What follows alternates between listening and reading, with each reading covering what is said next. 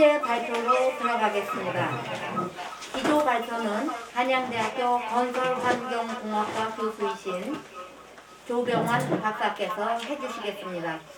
안녕하십니까. 한양대학교 건설환경공학과의 조병환 교수입니다.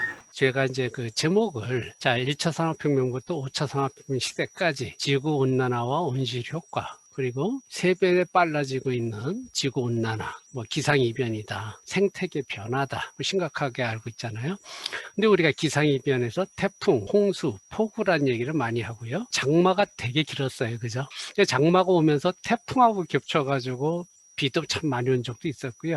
근데 우리나라보다는 일본의 경우에 태풍이 겹치면서 그 폭우가 정말 심각하게 왔었죠. 우리나라 연간 강우량이 약 1300mm가 안 되거든요. 우리나라가 전 세계적으로 보면 물 부족 국가에 속해 있는데, 제주도 산간이라든가 일부 지역에서는요, 하루에 600mm, 700mm가 왔거든요. 1년의 강우량의 반이 쏟아지는 거죠. 이런 것들이 이제 기상이변의 하나의 예다라고도 보는데, 근데 뭐가 문제냐면은 북극의 빙하가 녹는다, 하얀 곰이 갈 데가 없다. 빙하가 녹으면서 해수면이 상승해가지고 파푸아뉴기니라든가 기니라든가 이런 물에 잠기게 나라가 없어지는. 그리고 이제 우리가 걱정하는 건 2050년 이 해안가의 많은 대도시들, 방콕이라든가 상하이라든가 로스앤젤레스라든가 일본을 포함해서 많은 이런 그 해안가 도시들이 침수될 것이다라고 우려를 합니다. 이런 것들이 이제 기상이변의 지구온난화의 영향이라고들 보고 있습니다.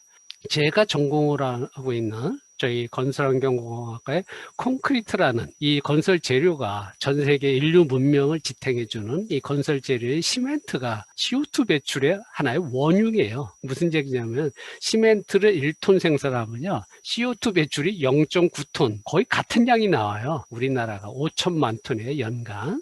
전 세계적으로 어마어마한 양이죠. 그래서 이제 저는 개인적으로 CO2 배출을 하지 않는 시멘트 개발을 하려고 그동안 많은 노력을 했었습니다. 나노 기술을 이용해서 새로운 시멘트를 개발하는 이 나노 시멘트, 또는 이 탄소 배출을 전혀 하지 않는 이 그린 시멘트, 이런 거 가지고 했는데, 그건 중요한 게 아니고요. 오늘의 주제는 지구온난화 온실효과 원인과 대책, 이게 잘 되고 있나, 이거에 대해서 좀 여러분들과 함께 논의를 하고 싶어서 제가 이 자리에 섰습니다. 지구온난화의 대표적인 거는 이제 1차 산업혁명, 이제 1760년대죠. 영국에서 이제 증기기관, 배가 어떤 이제 석탄을 이제 태워가지고 물을 증기를 끓여가지고 배를 가게 하는 어떤 기계화된 혁명이 산업혁명이 시작되면서부터 지구온난화 문제가 이제 신경이 쓰여진 거죠. 그죠? 1차 산업혁명, 우리가 석탄, 석유가 그때부터 많이 쓰였으니까, 2차 산업혁명, 그러니까 전기가 이제 개발이 되죠.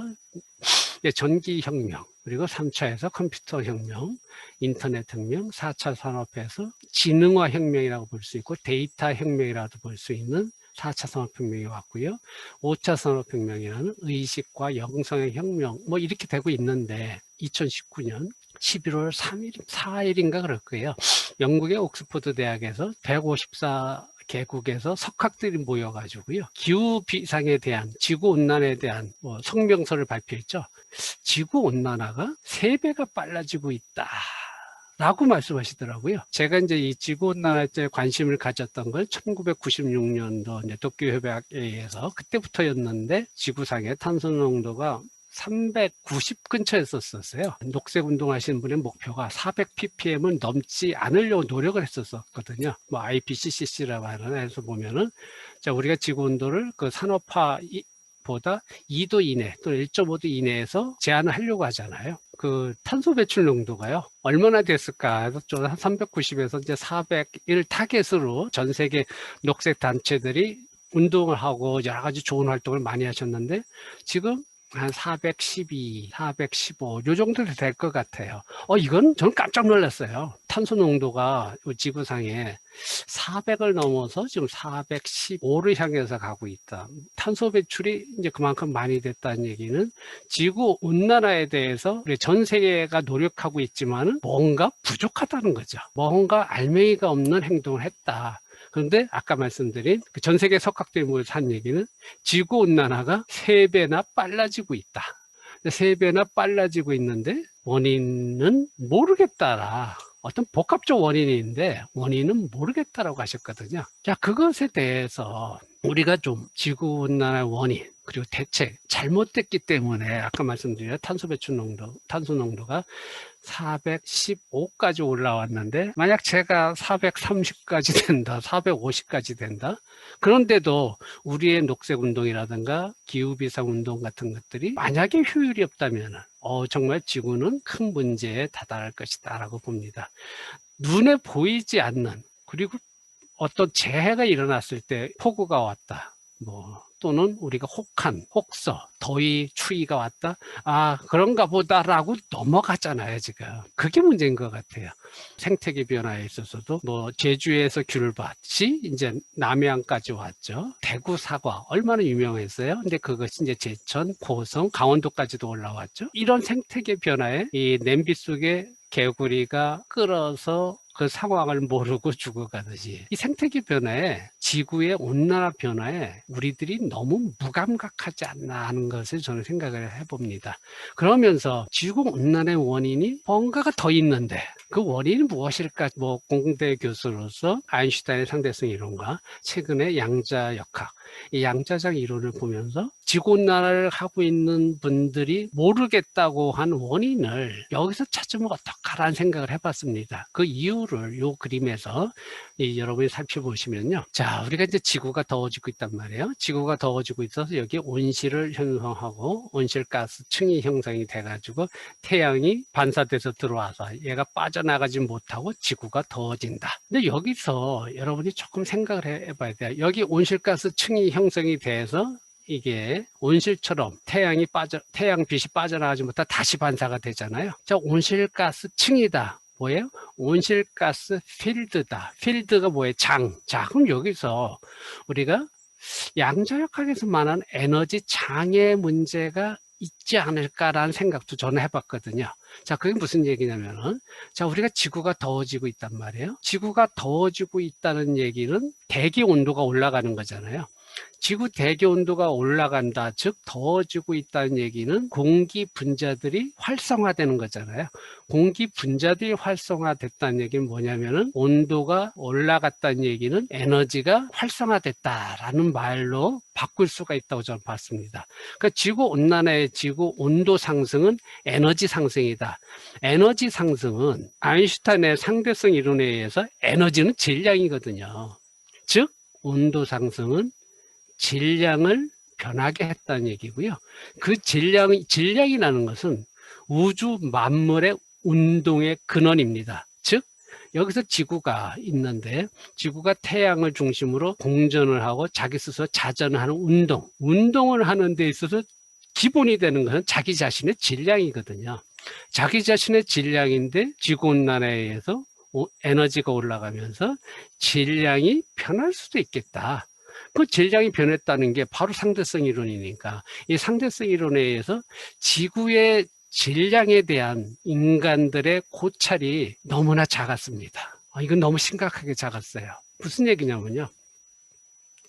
인간들의 노력이 지금 미국에서 40년 전에 발사한 우주 여행선이죠. 보이저 외계까지 지금 갔잖아요. 그 보이저 2호 같은 경우 40년간을 그 시속 6만 킬로로 지금 여행을 해가지고 태양 우주계라는 이 4천억 개의 이 행성들이 있는 태양 우주계 바깥까지 나가가지고 태양 우주계 사진을 찍고 태양 우주계 바깥에 또 다른 우주계를 발견을 하고 그거 사진을 찍어오는 이런 시대잖아요.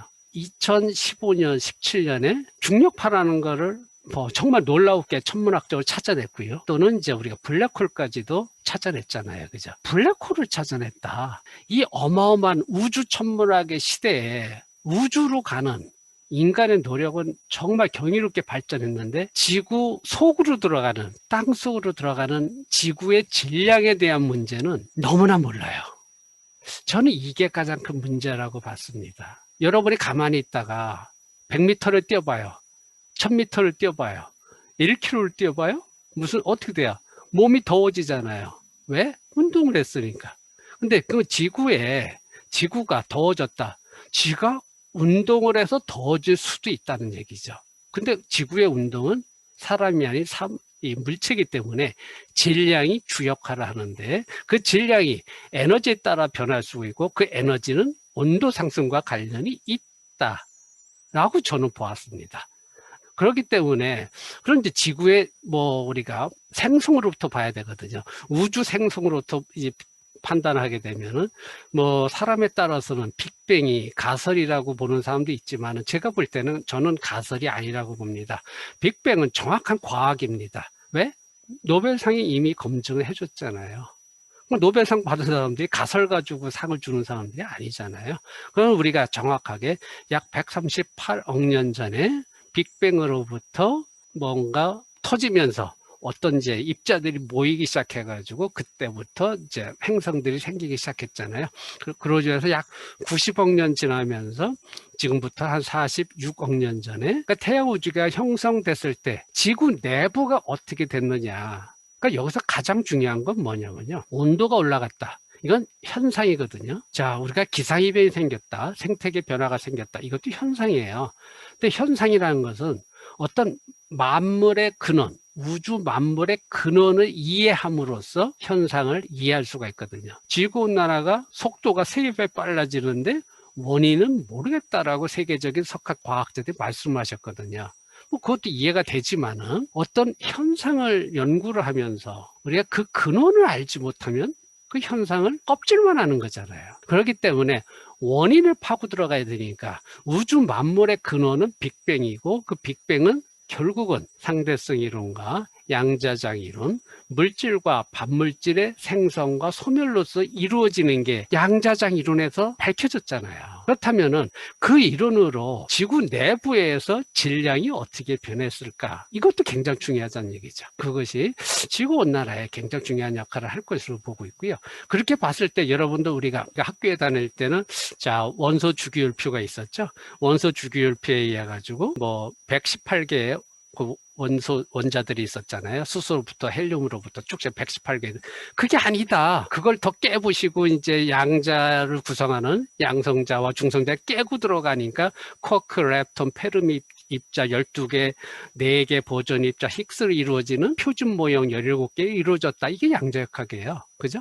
근데 이 양자역학으로 분명히 이 우주 만물의 근원이 이루어졌고 여기 여러분이 보시는 태양이 됐건 지구가 됐건 모든 행성이 거기 이루어졌고 인간을 포함한 우주 만물은 바로 전자로부터 쿼크와 렙톤 이 전자로부터 쿼크에서도 업쿼크 다운 쿼크로 해서 이루어졌다는 건 다 양자역학에서 밝혀진 사실이고 근데 그것이 최근의 양자장 이론에서는 그것도 아니다. 그 표준 입자마저도 결국은 에너지장 하나로 이루어졌다라고 발표를 했습니다. 그러니까 이 에너지장이다. 근데 이 에너지장은 우리가 이 코로나 바이러스처럼 눈에 보이지 않는다는 거죠. 그러니까 눈에 보이지 않는 invisible force. 이게 이제 중요한 역할을 하는 거죠. 자, 우주 만물의 근원에서 양자장 이론과 물질과 반물질, 그리고 그 안에 있는 여러 그 양자 도약이라든가 양자 중첩이라든가 양자 얽힘이라든가 또는 우리가 이중 슬릿 실험에서 보여주는 우주 만물의 신기한 현상들이 이해가 되기 시작하는 거잖아요. 그렇게 됐을 때 여기 우주에서 보이고 있는 수성, 금성, 지구, 화성, 목성 이런 것들의 근원이 이제 보여지기 시작하는 거잖아요. 자, 그래서 여러분들이 자, 지구 온난화의 원인을 어떤 현상이다. 현상에는 근원을 알아야지 그것이 풀린다는 얘기가 되겠습니다. 그래서 다음 페이지로 가시면은 세계적인 석학들께서 이 안스로포신 이퀘이션 한국말로는 인류세 방정식이라고 하더라고요.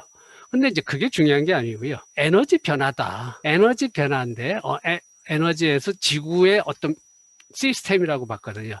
근데 지구의 시스템을 갖다가 태양 우주계에서도 지구 하나만 있는 게 아니고 약 4천억 개 행성이 있고 태양을 중심으로 자전 공전을 하잖아요. 근데 얘들이 왜 자전 공전을 하느냐? 바로 상대성 이론에 따라서 시간과 공간이 왜곡이 돼가지고 휘게 돼가지고 또 곡률이 생겨가지고 그 곡률을 따라 에너지 변화에 따라서 움직이는 게 지구거든요.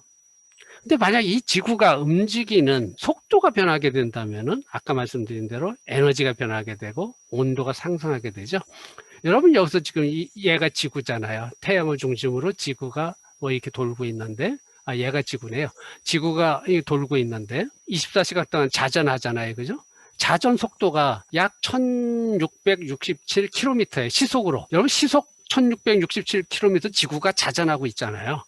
무섭게 지금 돌고 있어요. 지가 팽이처럼. 팽이보다 몇 배 빠르잖아요, 여러분. 지구가 태양을 공전하는 속도는 그거보다 100배 더 빨라요. 약 10만 8천 km의 시속으로. 지구가 태양을 공전하는 속도는 10만 8천 km다, 시속으로. 자, 그렇게 빠르게 자전 공전을 하면서 낮과 밤이 생기고 계절이 생기면서 우주 4천억 개의 천체 행성들 간에 에너지 평형 속에, 에너지 장애 평형 속에 지금 운동을 하면서 빅뱅이 얘기하는 우주 팽창 속에, 그 경랑 속에 지구가 있거든요. 근데 이런 모든 운동학적 현상을 일으키는 지구의 질량이 가장 중요한 거거든요. 근데 그 질량이라는 거는 양자장 이론으로 들어가게 되면은 모든 그 다운커크, 업커크 같은 입자들은요, 이 전하를 가지고 있고, 그 다음에 질량을 가지고 있고, 스핀을 가지고 있는 걸 다 나왔거든요. 자, 질량을 가지고 있다. 그게 바로 에너지장을 만드는. 왜? 질량은 에너지거든요. 그게 상대성 이론이거든요. 자, 여기서 그러니까 우주 만물의 근원을 이해를 하고서 우주 만물의 근원의 중심이 되는 바로 지구 자체와 우리가 온실 효과라고 주장하는 온실층의 에너지 장 문제. 자, 이런 것들을 우리가 여기 보였던 상대성 이론의 물질과 반물질의 쌍생성과 소멸로 계속 반복되면서 열 에너지 엔트로피가 유지가 되잖아요. 이런 문제를 우리가 이제 과거에 약 40억 년 동안 앤스로포신 이퀘이션, 인류 세방정식이라고 하는 여기서는 우리가 지구 어떤 시스템에서 천문학적인 힘이라고 했어요, 분명히. 그리고 G는 어떤 지구의 위치학적인 문제, 우주 천문학적인 위치상의 문제거든요. I가 지구 내부의 인터널 다이나믹스거든요. 그 인터널 다이나믹스가 뭐냐면요, 지구 온난화의 주범으로 보고 있는 이산화탄소, 자, 화석연료 자동차, 석유, 디젤, 얘들 때문이다. 지구 빙하기가 일어났던 2억 년 전, 5억 년 전에는요, 인간이 살았나요? 화석연료 자동차 없었거든요. 그래도 왜 지구 빙하기가 일어났느냐? 지구 내부에 에너지 평형이 깨지면서 여기서 지진으로 인해서, 화산 폭발로 인해서 빙하기가 왔던 거죠. 그때 빙하기는요, 며칠 또 몇 달 춥고 더울 이 정도가 아니고요, 몇천 년을 계속됐거든요. 몇천 년의 폭우가 왔거든요. 자, 근데 문제는요, 이런 빙하기가 또 오고 있다는 게 천문 과학자들의 예측입니다. 영국의 어떤 그 국립연구소에서는 2025년, 어디서는 2030년 초빙하기가 올 거라고 지금 걱정들 하고 있습니다. 걱정하지 말고 이제 대책을 세우자. 이게 4차 산업혁명입니다. 4차 산업혁명에 의해서 여러분 아시다시피 인공지능과 로봇이 워낙 발전하잖아요. 인공지능의 두뇌를 담당하는 뇌칩 같은 경우에는 양자 컴퓨터가 발전하면서 슈퍼컴퓨터보다도 뭐 수만 배 연산 능력을 가지고 있는 양자 컴퓨팅, 인공지능, 이런 기술을 가지고, 인공지능의 장점이 뭐예요? 예측, 프리딕션, 그리고 의사결정이잖아요. 자, 지구의 어떤 만물의 근원의 형상을 전하는 바로 이 힘을 유발시킬 수가 있고요. 질량도 힘과 에너지를 유발시킬 수 있잖아요. 그러니까 이것들을 예측을 해가지고 다음에 일어날 지구 빙하기 또는 지구온난화의 어떤 현상들을 대책을 세우자. 그래서 우리가 지구온난화 또는 기후비상행동, 녹색 단체들이 지금까지 뭘 훌륭한 활동을 참 많이 봉사를 통해서 하셨습니다. 그래서 우리가 북극곰 얘기도 했고, 남태평양 섬들이 가라앉는다. 본질적으로 정말 지구 자체가 우주 천체계 내에서 큰 위기에 처할 수 있다는 것을 우리가 알아야 됩니다. 따라서 이거를 해결할 수 있는 이 사회 융복합적인 연구가 필요하고, 이 현상에 대해서는 첨단 과학에서 가장 앞서가는 이 양자역학의 양자장 이론과 상대성 이론, 결국 이것의 에너지 문제, 에너지 문제, 질량 문제를 통해서 우리가 좀 해결을 해야 하지 않나 생각을 합니다. 지구온난화, 기후비상, 녹색단체는 정말 중요합니다. 왜? 지구온난화 기상 이변을 넘어선 빙하기가 올 수 있다. 그 이상의 지구 위기가 오기 때문에 모든 전 세계 석학들의 집단 지성을 통해서 인공지능과 양자 컴퓨팅, 또 사물 인터넷, 플랫폼 기술, 집단 지성 기술 이런 것들을 활용해서 우리가 행동을 했을 때 결과가 있을 수 있는 그게 뭐냐? 에너지 장입니다. 그래서 우리가 새로운 첨단 과학적인 면에서 지구온난화 문제, 녹색단체 미래 운동 방향을 과거처럼 단순하게 1차 산업혁명 개념으로 조금 탈피하셔가지고 4차 산업혁명 시대, 결국은 5차 산업혁명이거든요. 왜? 만물의 근원에 인간들이 왜 행동을 하지 않냐 의식이거든요. 왜 녹색단체 협의회에 왜 참여를 하지 않느냐 의식의 문제잖아요. 이걸 같이 합칠 수 있는 4차 산업혁명, 5차 산업혁명 기반의 제가 볼 때는 지구 빙하기에 대한 대책을 우리 함께 힘을 모아서 대응할 수 있는 좋은 협의회 또는 단체가 되기를 바라면서 이만 강의를 마치도록 하겠습니다. 감사합니다.